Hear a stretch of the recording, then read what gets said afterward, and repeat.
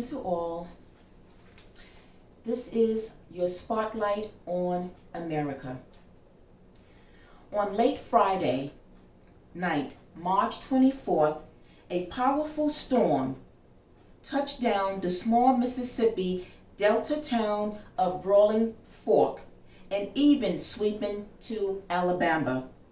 At this time, at least 26 people were killed, with dozens more injured, while homes and businesses were smashed to pieces, leaving a trail of damages across several Mississippi towns.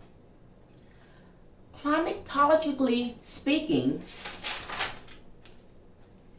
March and April is known for when tornadoes will most likely happen in the southern hemisphere.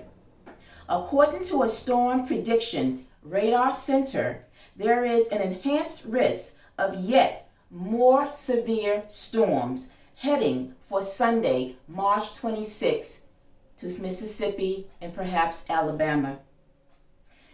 The heartbreak for these families dealing with the aftermath and no doubt of what might come in the next couple of days is no doubt a very sad situation.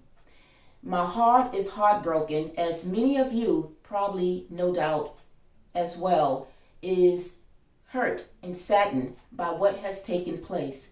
No doubt, hopefully, if anyone who is watching this, if you in fact have had a family member who have been affected at this time, my heart goes out, my condolences and sympathy goes out to you as well.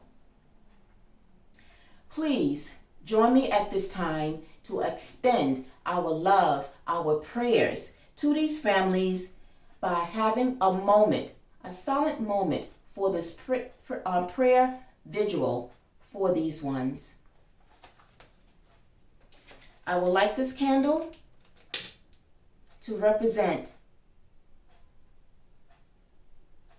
prayers as we virtually send out